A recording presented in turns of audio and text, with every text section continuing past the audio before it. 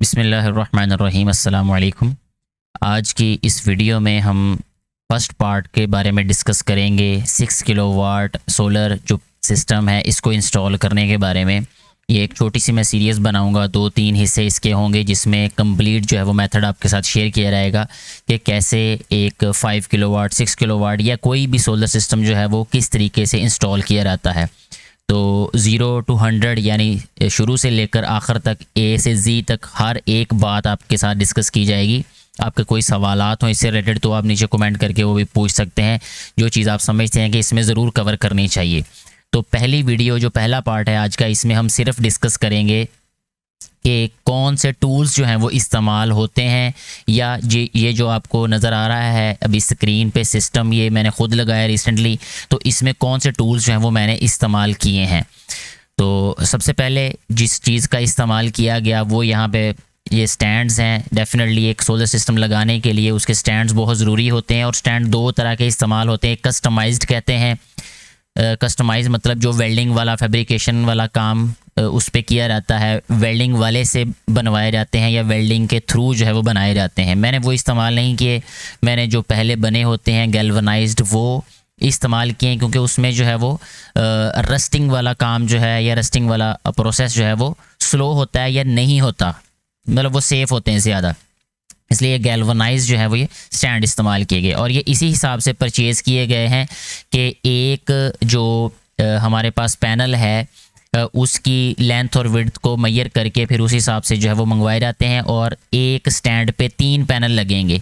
यानी ये जो आपको अभी इस वक्त नज़र आ रहा है स्क्रीन पे, ये एक स्टैंड की एक साइड है और ये दो मिलके एक पूरा कंप्लीट स्टैंड बनाते हैं। यानी अगर हमारे पास 4 स्टैंड बनने हैं तो इसकी 8 पार्ट्स होंगे, यानी 8 होंगे ये, तो वो 4 स्टैंड बनेंगे और हर एक स्टैंड के ऊपर 3 पैनल लगने हैं। तो टोटल 12 पैनल लगाए गए हैं इस सिस्टम में जो आपको दिखाया गया अभी थोड़ी देर पहले।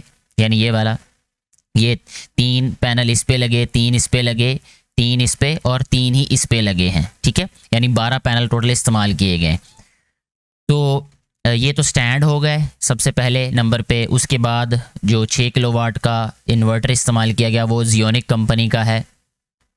इसके बाद पैनल इस्तेमाल किए गए हैं 455 यानी 455 वाट के 12, ठीक है। यहाँ पे मैं कोई कंपनी मेंशन नहीं कर रहा क्योंकि डेफिनेटली ए ग्रेड के ही होंगे जो भी आप लोग इस्तेमाल करेंगे या कहीं पे इंस्टॉल करने होंगे। और रेटिंग इसलिए यहाँ पे बताई मैंने 455 इसकी वाटेज जो है, ताकि हमारे लिए कैलकुलेट करना आसान हो जाए कि हमने स्ट्रिंग किस तरीके से बनानी है। बहरहाल वो नेक्स्ट वीडियो में मैं डिस्कस करूँगा। अभी सिर्फ इसमें मैं आपके साथ क्योंकि सामान की बात कर रहा हूँ तो हम सिर्फ यहीं तक महदूद रहेंगे, इसमें मज़ीद डिटेल में नहीं जाएंगे इस वीडियो में। तो पैनल इस्तेमाल किए गए हैं 12। इसके बाद ये क्योंकि वेल्डिंग वाला काम भी मैंने खुद किया है तो यहाँ पे मैं आपको वेल्डिंग प्लांट भी दिखा रहा हूँ। अगर आप खुद नहीं कर सकते या आप समझते हैं कि भाई आप किसी वेल्डिंग वाले से काम करवाना चाहते हैं तो वो भी ऑप्शन मौजूद होता है। क्योंकि मैंने खुद इस्तेमाल किया है तो मैं वो मुनासिब समझ रहा हूँ कि वो आपके साथ सारी चीज़ें शेयर करूँ जो मैंने खुद इस्तेमाल की हैं, ताकि बात ज़्यादा ट्रांसपेरेंसी के साथ, ज़्यादा जो है वो ईमानदारी से मेरी तरफ से आप तक बात पहुँच सके। तो ये वेल्डिंग प्लांट मैंने इस्तेमाल किया है वेल्डिंग करने के लिए, और 12 नंबर के मैंने राड इस्तेमाल किए हैं, ये ठीक है। ये हमारे जो लोकल लैंग्वेज में 12 नंबर कहते हैं, एमएम में क्योंकि हम बात नहीं करते, मिलीमीटर्स में नहीं बात करते, नंबर की बात होती है। 12 नंबर, 10 नंबर, 8 नंबर, तो 12 नंबर राड आम इस्तेमाल होते हैं, वही मैंने इस्तेमाल किए हैं। इसके बाद वेल्डिंग गॉगल्स, यानी वेल्डिंग करते हुए जिन चीज़ों का ख्याल रखना चाहिए, एहतियात करनी चाहिए, प्रिकॉशनरी मेजर्स लेने चाहिए, हिफाजती तदाबीर इख्तियार करनी चाहिए, वो भी डेफिनेटली करनी चाहिए सभी को। मैंने भी की, ऐनक वगैरह लगा के, ग्लव्स वगैरह पहन के, ठीक है ना, और एप्रन भी पहन के। एप्रन इसलिए भी सारा काम, हर काम करने से पहले एप्रन पहन लेना चाहिए, वो ज़्यादा बेहतर है। तो यहाँ जो है वो ये जो सेफ्टी गॉगल्स हैं ये भी पहने गए ताकि जो वेल्डिंग की रोशनी होती है उससे आँखों को प्रॉब्लम ना हो। इसके बाद ये बहुत इंपॉर्टेंट टूल है ये वाला, जो कि इस तरह के प्रोजेक्ट्स में डेफिनेटली यूज़ होगा ही होगा, इंचिस टेप है। और इसके बाद ये ग्लव्स हैं, ये इलेक्ट्रिक ग्लव्स हैं, ये भी इस्तेमाल हुए सारे प्रोजेक्ट में। ज़्यादा मैं यही इस्तेमाल करता हूँ, वेल्डिंग वाले तो क्योंकि कम काम होता है तो वो कम इस्तेमाल होते हैं। तो ये ग्लव्स हैं जो कि इस्तेमाल किए गए हैं। इसी तरह हैमर है, ये इसका बहुत ज़्यादा इस्तेमाल होता है प्रोजेक्ट के अंदर। लेवल है, लेवल का बहुत ज़्यादा इस्तेमाल किया गया इसमें। जो इन्वर्टर इंस्टॉल किया या वेल्डिंग करते हुए कोई मतलब अगर लेवल में देखना है तो सारी चीज़ें लेवल में लगनी चाहिए, उससे जो है वो एक अच्छा इंप्रेशन होता है, थोड़ा सेंसिबल काम लगता है, उसका इंप्रेशन अच्छा होता है, आउटलुक अच्छी होती है उसकी। जैसे इन्वर्टर को हैंग करना, डीपी बॉक्स को हैंग करना और डक्ट पट्टी जिसमें से तारें गुजारी जाती हैं उसको, ये सारी चीज़ों को लेवल में लगाया रहेगा तो वो ज़्यादा अच्छा दिखेगा। ठीक है, तो इसलिए लेवल का इस्तेमाल करना भी बहुत ज़रूरी है इसमें। ये टूल किट है, ये मैंने इस्तेमाल की है। अगर आप में से किसी के पास टूल किट नहीं है तब भी कोई बड़ा मसला नहीं है, तो रेंच वगैरह भी इस्तेमाल कर सकते हैं। कुछ चाबियाँ आती हैं, ठीक है ना, स्पैनर जिसे कहते हैं, वो इस्तेमाल कर सकते हैं। जो भी राल बोल्ट वगैरह, रावल बोल्ट जिसे हम अपनी लैंग्वेज में कहते हैं, लोकल लैंग्वेज में, अंग्रेज़ी में राल बोल्ट होता है, तो रावल बोल्ट टाइट करने के लिए इस्तेमाल करना है। तो मैंने ये वाली टूल किट इस्तेमाल की क्योंकि मेरे पास ऑलरेडी थी, थैंक्स टू माई फादर, उनकी ही थी ये जो मेरे पास अभी है, जो मैं यूज़ करता हूँ अपने कामों में। तो ये टूल किट इस्तेमाल की गई। इसके बाद ये राल बोल्ट है, रावल बोल्ट इस्तेमाल किए गए। ये पाइप वाले मैंने इस्तेमाल किए हैं, जो कि मुझे यहाँ पे इंटरनेट से यही वाली पिक्चर मिली, तो मैं इसलिए ये वाली पिक्चर लगा रहा हूँ यहाँ पे। लेकिन मैंने इस्तेमाल रॉड वाले किए हैं, वो ज़्यादा बेहतर जो है वो मुझे लगते हैं इस्तेमाल में। इसके बाद ये जो है वो सुराख वगैरह करने के लिए, रावल बोल्ट लगाने के लिए बॉश की मेरे पास एक हिल्टी ड्रिल मशीन है, ये वाली, तो ये मैंने इस्तेमाल की है। इसके अलावा एक और भी ड्रिल मशीन मैंने इस्तेमाल की है जो कि हिल्टी नहीं है, क्योंकि इसकी ये जो ड्रिल बिट्स होती हैं ये और तरह से लगती हैं, यानी ये जो वर्मे होते हैं ये और तरह से लगते हैं, और दूसरी वाली में वो चाबी से टाइट करना पड़ता है। तो वो जो मेरे पास स्टेप बिट्स हैं जिससे मैंने डक्ट पट्टी में सुराख किए, बोर्ड में सुराख किए, तो वो फिर इसमें नहीं अटैच हो रही थी, तो इसलिए फिर मुझे दूसरी वाली ड्रिल मशीन इस्तेमाल करनी पड़ी। वो भी मेरे पास है और वो इस्तेमाल की गई है। लेकिन मकसद यही है कि आपके पास ड्रिल मशीन होनी चाहिए। अगर हिल्टी नहीं है तब भी कोई मसला नहीं है। किसी चीज़ को मतलब इतना लाजिम ना बना लें कि वो आपके पास नहीं है तो आपसे काम नहीं होगा, उसका अल्टरनेटिव ढूंढ लें, जिससे हम आप अपनी ज़ुबान में आम कहते हैं कि जुगाड़ है जी। आहिस्ता आहिस्ता फिर चीज़ें आपके पास अगर अच्छी हो जाएंगी, सारा सामान होगा, तो बस ये है कि अच्छी चीज़ें और अच्छा सामान होने से आपका काम ज़्यादा आसान हो जाता है, बेहतर हो जाता है, आपके लिए आसानी हो जाती है। इसके बाद ये सेफ्टी गोगल्स हैं, काम करते हुए पहन लेनी चाहिए ज़रूर, क्योंकि आंखों में कोई मट्टी ना चली जाए, सुराख करते हुए, जैसे बोर्ड में सुराख करते हुए लकड़ी का कोई हिस्सा ना चला जाए, किसी और जगह लोहे वाली जगह में आप सुराख कर रहे हैं तो वो कोई चीज़, कोई ज़र्रा आप आँख में ना चला जाए। तो ये ज़रूरी है कि ऐनक वगैरह लगा लें, तो वो ज़्यादा सेफ्टी के लिए बेहतर है। इसके बाद ये इस्तेमाल किए गए MC4 कनेक्टर्स बहुत सारे इस्तेमाल किए, और कहीं पे भी ये बात याद रखिएगा कि DC वायरिंग करते हुए या वैसे भी शुरू से ही ये मेरा जहन था, लेकिन बाद में जब मैंने पढ़ा तो तब तो और ज़्यादा बेहतर बात क्लियर होगी कि ये जो सोलर पैनल्स होते हैं इनका अगर कनेक्टर काट दिया जाए तो इनकी वारंटी वाइड हो जाती है, यानी वारंटी जो है वो इसकी क्लेम नहीं कर सकते आप बाद में। तो इसलिए कभी भी कनेक्टर को काटना नहीं चाहिए पैनल्स के पीछे से, या कोई भी कनेक्टर जो है वो नहीं काटना चाहिए, और DC का जोड़ नहीं लगाना चाहिए ऐसे। फिर जोड़ अगर लगाएंगे फिर आपको सोल्डरिंग करनी पड़ेगी, वो एक अलग मामला चला रहता है। बेहतर ये है कि MC4 कनेक्टर इस्तेमाल कर लिए जाएँ। तो ये MC4 कनेक्टर इस्तेमाल किए मैंने, और दूसरे इससे भी बहुत अच्छी क्वालिटी के मेरे पास MC4 कनेक्टर्स हैं जो कि यहाँ से रॉड टाइप होते हैं, और वो क्रिम्प नहीं होते। क्रिम्प का मतलब यहाँ से दबाना पड़ता है तार लगा के ना यहाँ पे, तो वो मैंने इस्तेमाल किए हैं, और ये भी इस्तेमाल किए हैं, दोनों तरह के ही हैं, दोनों तरह के इस्तेमाल हुए हैं ये। तो ये MC4 कनेक्टर इस्तेमाल हुए। फिर इसके बाद DC वायर इस्तेमाल हुई, 10 mm की वायर मैंने यूज़ की है, और ब्लैक कलर की सिर्फ मेरे पास वायर थी, रेड कलर की नहीं, मैंने मुनासिब नहीं समझा कि अलग-अलग कलर्स की लें। मैंने उसका तरीका ये किया कि फिर रेड कलर की जो टेप लेके, यानी जो वो टेप होती है प्लास्टिक वाली, वो फिर जो पॉजिटिव वायर होती है उसके साथ फिर मैं थोड़े थोड़े फासले पे वो टेप लगा देता हूँ, या शुरू में और एंड पे लगा देता हूँ जहाँ मैंने इस्तेमाल करना होता है या जोड़ लगाना होता है। उससे फिर निशानी रहती है ये कि भाई कौन सा पॉजिटिव है और कौन सा नेगेटिव आसानी से। और भी बहुत सारे तरीके हैं जो कि आने वाले वक्त में मैं वीडियो में और क्लियर करूँगा, कैसे जो है वो आपको पॉजिटिव और नेगेटिव का फ़र्क पता रहेगा हमेशा से ही। बहरहाल मैंने सिर्फ ब्लैक कलर की वायर इस्तेमाल की है DC। और अगर AC वायर की बात करें तो मैंने 729 की वायर इस्तेमाल की है, 736 और 744 की कर लें तो ज़्यादा बेहतर है, क्योंकि मेरे पास ऑलरेडी जो सिस्टम चल रहा है उसमें आगे सारी जो वायरिंग है बहुत ज़्यादा लोड नहीं है, तो इसलिए जो है वो 729 की फुल गेज में जो वायर इस्तेमाल की गई है। और पॉजिटिव और नेगेटिव यानी फेज़ और न्यूट्रल के लिए एसी वायरिंग के लिए दोनों अलग अलग कलर की ही इस्तेमाल की हैं। यानी जो फेज़ होता है उसके लिए रेड और जो न्यूट्रल है उसके लिए ब्लैक कलर इस्तेमाल की गई है वायर। इसी तरह ये वायर कटर है, इसने बहुत काम दिया, बहुत ही काम दिया इसने भी। ये वायर कटर इस्तेमाल किया मैंने। और इसके बाद नेक्स्ट ये प्लायर है, नोज़ प्लायर इसको कहते हैं। तो इसने भी बहुत काम दिया कि वायर्स वगैरह आगे से छील के फिर उसको थोड़ा सा घुमा के फिर लगाएं अगर टर्मिनल में, तो लूजिंग नहीं होती। ठीक है। तो इसके बाद ये क्रिम्पिंग टूल है, यानी ये अगर आपके पास MC4 कनेक्टर है तो उसको क्रिम्प करना पड़ता है, यानी दबाना पड़ता है। एक तो देसी तरीका ये भी है कि नोज़ प्लास से भी उसको क्रिम्प कर सकते हैं, यानी दबा सकते हैं तार पे, लेकिन बेहतर तरीका ये कि ये टूल बना हुआ है उस चीज़ के लिए। तो ये टूल भी मेरे पास है, तो मैंने इस्तेमाल किया इसको। और ये वाला क्रिम्पिंग टूल भी, और ये ज़्यादा अच्छी क्वालिटी का है और ये ज़्यादा फोर्स अप्लाई करता है, ये ज़्यादा ताकत जो है वो इसमें है। तो ये जो रॉड वाले MC4 कनेक्टर होते हैं या जिसमें रॉड वाले उसकी जो कंडक्टर होता है उसको क्रिम्प करने के लिए ये इस्तेमाल होता है।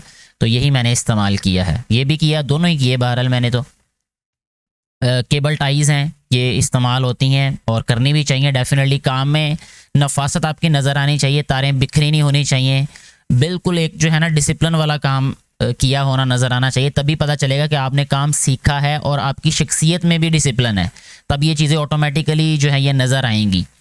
तो डेफिनेटली मेरी तबीयत में भी ये चीज़ है अल्हम्दुलिल्लाह कि मैं मुनासिब समझता हूँ कि जो काम किया है वो दिखे भी अच्छा, वो थोड़ा सा बेहतर नज़र आए आम जो इनडिसिप्लिन्ड या जान छुड़ाने वाले लोगों ने किया होता है उनसे। तो मैंने केबल टाइज़ का प्रॉपर यूज़ किया है सारे सेटअप में या सारी इंस्टॉलेशन में।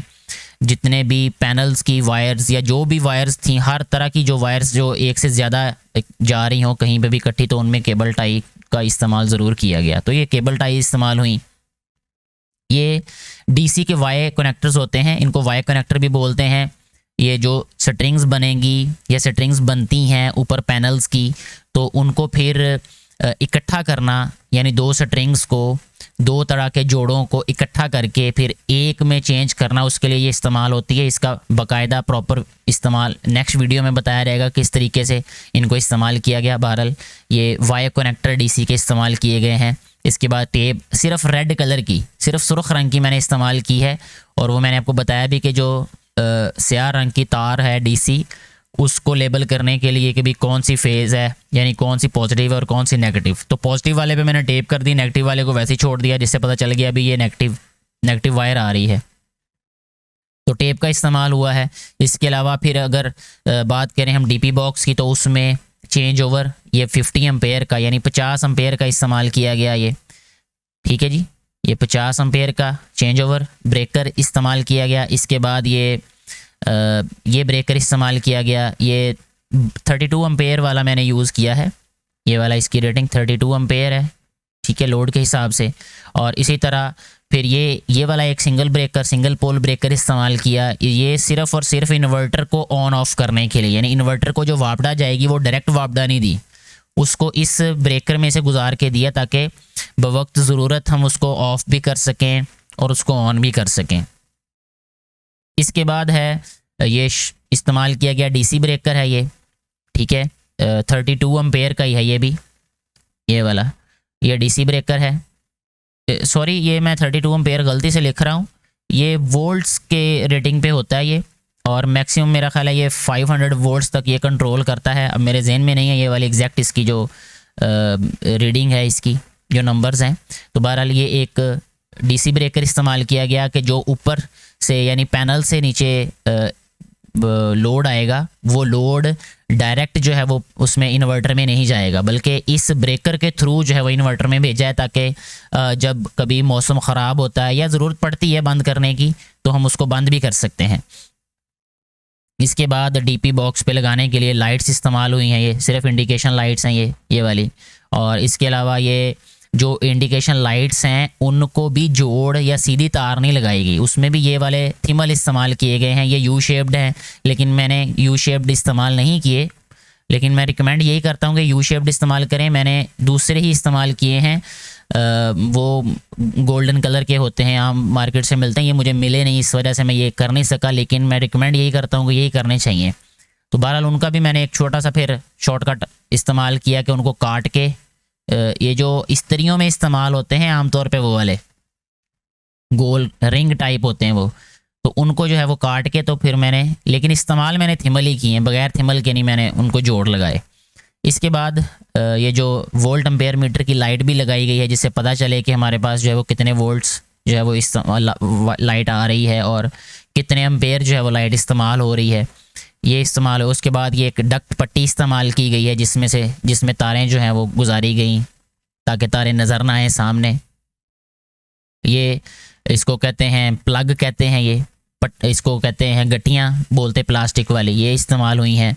और ये जो है स्क्रू इस्तेमाल हुए हैं ब्लैक कलर के, 1.5 इंच वाले मैंने इस्तेमाल किए हैं। जो अगर उसको डीपी बॉक्स को मैंने लगाया उसमें भी यही इस्तेमाल की, और जो डक्ट पट्टी इस्तेमाल की उसमें भी, लेकिन जो इन्वर्टर हैंग किया है उसमें नहीं इस्तेमाल किया मैंने। उसमें मैंने ज़्यादा जो है वो मोटे साइज़ के, ज़्यादा बड़े इस्तेमाल किए। वो साथ में भी आते हैं इन्वर्टर के, हो सकता है साथ आएँ, लेकिन अगर नहीं हो तो वो ज़्यादा अच्छे हैवी इस्तेमाल करें, ताकि क्योंकि उसका इन्वर्टर का वज़न ज़्यादा होता है, तो उसी हिसाब से फिर इस्तेमाल करने चाहिए ताकि नुकसान ना हो। इसके बाद स्टील के कील भी इस्तेमाल हुए हैं कुछ थोड़े से, वो जो इन्वर्टर की बैक साइड पे एक लकड़ी का पीस लगाया है ताकि जो है वो दीवार और इन्वर्टर के दरमियान में जो है वो इंसुलेशन बन जाए। एक तो दीवार की नमी से बच जाएगा और दूसरा जो है वो इंसुलेट भी हो जाएगा, यानी कभी अर्थिंग वगैरह या कोई और इशू हो तो वो अलग ही रहे मामला। और इसके अलावा इन्वर्टर की बैक साइड पे जो लकड़ी का पीस लगाया या जो डीपी बॉक्स लगाया उसकी बैक साइड पे पॉलीथीन की शीट भी लगाई है एक, ताकि दीवार की नमी जो है वो उस बोर्ड तक ना पहुँचे और लकड़ी तक ना पहुँचे, क्योंकि ये ऑलरेडी ऐसा मैंने सुना है, मैंने देखा भी है कि लकड़ी वाला बोर्ड लगाया गया और दीवार की नमी जो है वो, और वैसे भी जिस बिल्डिंग में मैंने ये लगाया वो बिल्डिंग नहीं बनी हुई है, तो वहाँ चांसेस ये थे कि वो जो दीवार की नमी होती है ये डेफिनेटली उसको जज्ब करेगा और नुकसान होगा, ख़राब हो जाएगा, हो सकता है शॉर्ट सर्किट भी हो जाए। तो इसलिए फिर मैंने पॉलीथीन का जो है वो शीट एक लगाना मुनासिब समझी, ताकि नमी भी जो है वो बोर्ड तक ना आए, उसकी लकड़ी भी ख़राब ना हो और बाकी इससे आगे भी कोई नुकसान ना हो। और ये एक छुरी मैंने इस्तेमाल की, चाकू इस्तेमाल किया वो शीट काटने के लिए, इसलिए मैंने ये भी जो है वो यहाँ पे शो किया है इसको। एक पाइप भी मैंने इस्तेमाल किया है, वो पाइप मुझे मिला नहीं यहाँ पे उसकी पिक्चर, तो वो जब आपको मैं वीडियो दिखाऊंगा या नेक्स्ट वीडियोस में आपको मैं इंशाल्लाह उसके बारे में भी बता दूंगा भी, ताकि जो वायर्स बाहर नज़र आ रही हैं उसको डक्ट पट्टी की बजाय फिर वो उन पाइप्स में से गुजार के इन्वर्टर तक फिर मैं लेके गया था। तो उनको काटने के लिए भी छुरी या चाकू या कैंची भी इस्तेमाल कर सकते हैं। मैंने कैंची इस्तेमाल की थी, बहरहाल ये चाकू भी इस्तेमाल हो सकता है उसमें। इसके अलावा ये स्क्रू ड्राइवर, पेचकस जिसे कहते हैं, ये इस्तेमाल किए मैंने। मेरे पास एक ये है और एक ये वाला है, यानी ये दो हैं, बाकी मुझे ज़रूरत नहीं थी तो इसलिए मैंने इस्तेमाल नहीं किए वो वाले, यानी इस्तेमाल मेरे में इस्तेमाल के थे नहीं, तो एक मेरे पास ये है और एक ये दोनों इस्तेमाल हुए हैं। इसके अलावा एक टेस्टर है, टेस्टर इस्तेमाल किया मैंने इसमें प्रोजेक्ट में फ़ेज़ फाइंड करने के लिए। जो एसी का फ़ेज़ होता है यानी फ़ेज़ वायर होती है, अगर हम ये टेस्टर उसको लगाएं तो ये ग्लो करता है, हमें पता है, आम पता है ये, अगर तो थोड़ी बहुत आपको समझ है इलेक्ट्रिसिटी के काम की, लेकिन अगर नहीं भी पता तब भी कोई इतनी बड़ी बात नहीं है। ये टेस्टर जो है वो इस्तेमाल करते हैं ये चेक करने के लिए कि करंट जो है वो कौन सी तार में आ रहा है। जो लाइव वायर होती है उसी में ग्लो करता है ये, और जो न्यूट्रल वायर होती है उस पर ग्लो नहीं करता। तो ये डिफरेंस देखने के लिए, और दूसरा स्क्रू वगैरह खोलने या बंद करने के लिए भी, जो छोटे स्क्रूज होते हैं उनको खोलने बंद करने के लिए भी इस्तेमाल हो जाता है ये। इसके बाद ये स्टेप बिट्स हैं, ये मैंने इस्तेमाल की हैं। जो डक्ट पट्टी है उसमें सुराख करने के लिए जितनी तारें गुजरनी हैं उसी के हिसाब से उसमें सुराख किया है, बहुत ज़्यादा बड़ा नहीं हुआ और बहुत ज़्यादा छोटे सुराख भी फिर नहीं होते। इसके अलावा अगर वो छोटे वर्मे इस्तेमाल करें, अगर आपके पास वो हैं तो तब भी ठीक है साइज़ के हिसाब से, लेकिन ये ज़्यादा बेहतर रहेगा क्योंकि फिर मुश्किल नहीं होती, बार बार चेंज नहीं करनी पड़ती बिट्स। तो ये ड्रिल बिट्स इस्तेमाल हुई, इनको स्टेप बिट्स भी बोलते हैं। इसके अलावा ये वाला टूल बहुत ज़्यादा इस्तेमाल किया, ये कह लें कि इस प्रोजेक्ट में मेरा फेवरेट टूल रहा है ये, और वैसे भी किसी प्रोजेक्ट में ये फेवरेट इसलिए रहता है कि इससे एक सिक्योर रहता है इंसान, काम करते हुए कॉन्फिडेंट रहता है। सारे प्रोजेक्ट में ये पता चलाने के लिए भी कितने वोल्टेज आ रहे हैं, कहाँ करंट आ रहा है और कितना करंट आ रहा है, और पोलैरिटी ठीक है कि नहीं है। पोलैरिटी का मतलब ये है कि पॉजिटिव कौन सा है और नेगेटिव कौन सा पॉइंट है, तारें सीधी लग रही हैं या गलत लग रही हैं, और करंट पूरा आ रहा है कि नहीं आ रहा। और ये बाकायदा ऐसा हुआ भी कि जब पैनल्स को जोड़ा जा रहा था तो उस वक्त एक जगह पे पैनल्स का करंट पूरा नहीं आ रहा था, तो फिर इसकी मदद से हर एक पैनल का करंट चेक किया गया। एक पैनल का करंट बिल्कुल नहीं आ रहा था तो उसका एक कनेक्टर ख़राब था। तो ये जो क्लैम्प मीटर है या मल्टीमीटर भी बोलते हैं इसको, इससे बहुत ज़्यादा फ़ायदा होता है। तो ये बहुत अहम टूल है ये वाला इस प्रोजेक्ट में। तो जितने भी टूल्स मैंने इस्तेमाल किए वो सारे मैंने आपके साथ शेयर कर दिए हैं। मज़ीद आपके जहन में कोई सवाल हो, कोई बात हो तो आप नीचे कमेंट करके ज़रूर बताइएगा। नेक्स्ट वीडियो में हम बात करेंगे कि कैसे जो है वो पैनल्स को इंस्टॉल किया गया और उनकी जो वायरिंग है वो कैसे की गई, यानी छत के ऊपर वाला काम जो है वो नेक्स्ट वीडियो में हम इंशाल्लाह कवर करेंगे। इस वीडियो के बारे में अपनी राय ज़रूर दीजिएगा। Thank you so much.